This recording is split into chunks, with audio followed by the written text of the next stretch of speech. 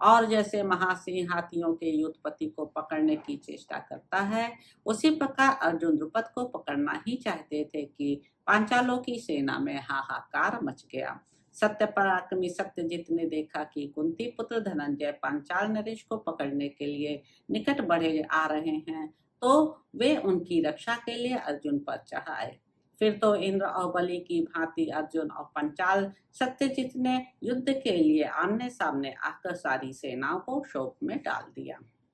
तब अर्जुन ने 10 भेदी बाणों द्वारा सत्यजित पर बलपूर्वक गहरा आघात करके उन्हें घायल कर दिया। यह अद्भुत सी बात हुई। फिर पांचाल और सत्यजित ने भी शीघ्र ही 100 बाण मारकर अर्जुन को पीड़ित कर दिया। उनके बाणों की वर्षा से आच्छादित होकर महान वेगशाली महारथी अर्जुन ने धनुष की प्रत्यंचा को झाड़ पोंछ कर बड़े वेग से बाण छोड़ना आरंभ किया और सत्यजित के धनुष को काटकर वे राजा द्रुपद पर चढ़ आए। तब सत्यजित ने दूसरा अत्यंत वेगशाली धनुष लेकर तुरंत ही घोड़े, सारथी एवं रथ सहित अर्जुन को बींध डाला। युद्ध में पांचाल वीर सत्यजित से पीड़ित हो अर्जुन उनके पराक्रम को न सह सके और उनके विनाश के लिए उन्होंने शीघ्र ही बाणों की झड़ी लगा दी। सत्यजित के घोड़े, ध्वजा, धनुष, मुट्ठी तथा पार्श्व रक्षक एवं साथी दोनों को अर्जुन ने छत-विछत कर दिया। इस प्रकार बार बार मनुष्य के छिन्न भिन्न होने और घोड़ों के मारे जाने पर सत्यजित समर भूमि से भाग गए। राजन, उन्हें इस तरह युद्ध से विमुख हुआ देख पांचाल नरेश द्रुपद ने पांडु नंदन अर्जुन पर बड़े वेग से बाणों की वर्षा प्रारंभ की। तब विजयी वीरों में शेष अर्जुन ने उनसे बड़ा भारी युद्ध प्रारंभ किया। उन्होंने पंचाल राज का धनुष काटकर उनकी ध्वजा को भी धरती पर काट गिराया। फिर 5 बाणों से उनके घोड़ों और साथी को घायल कर दिया। तत्पश्चात उस कटे हुए धनुष को त्याग कर जब वे दूसरा धनुष और तूड़ी रहने लगे, उस समय अर्जुन ने म्यान से तलवार निकालकर सिंह के समान गर्जना की और सहसा पंचाल नरेश के रथ के डंडे पर कूद पड़े। इस प्रकार द्रुपद के रथ पर चढ़कर निर्भीक अर्जुन ने जैसे गरुण समुद्र को क्षुब्ध करके सर्प को पकड़ लेता है, उसी प्रकार उन्हें अपने काबू में कर लिया। तब समस्त पांचाल सैनिक 10 दिशाओं में भागने लगे। समस्त सैनिकों को अपना बाहुबल दिखाते हुए अर्जुन सिंहनाद करके वहां से लौटे। अर्जुन को आते देख सब राजकुमार एकत्र हो महात्मा द्रुपद के नगर का विध्वंस करने लगे। तब अर्जुन ने कहा, भैया भीमसेन, राजाओं में श्रेष्ठ द्रुपद कौरव वीरों के संबंधी हैं, अतः इनकी सेना का संहार न करो, केवल गुरु दक्षिणा के रूप में द्रोण के प्रति महाराज द्रुपद को ही दे दो।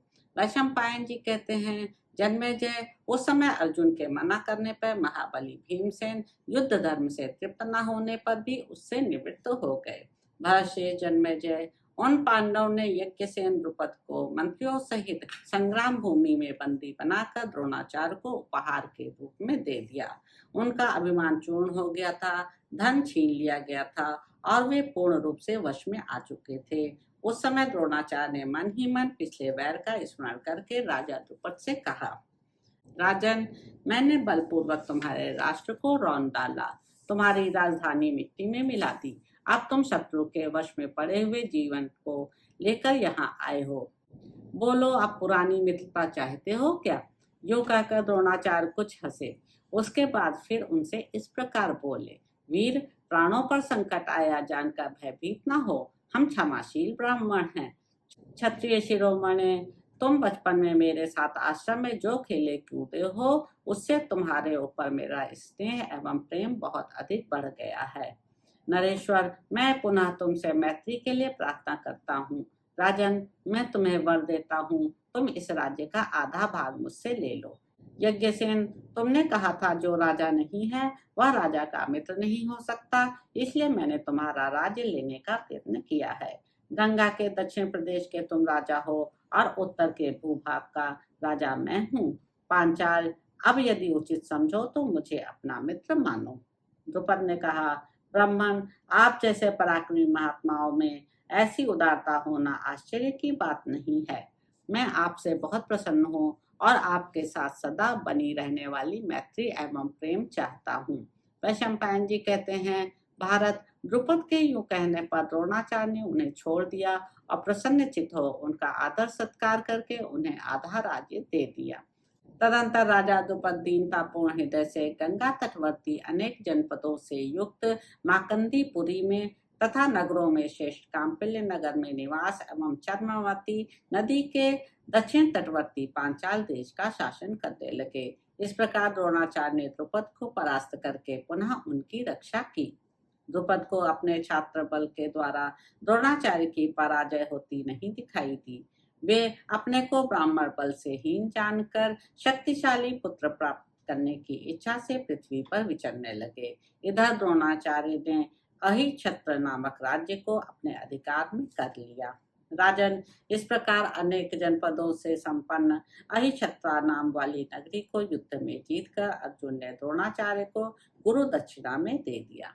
तो इस प्रकार साथियों, आदि पर्व के अंतर्गत संभव पर्व में द्रुपद पर द्रोण के शासन का वर्णन करने वाला 137वां अध्याय पूरा हुआ।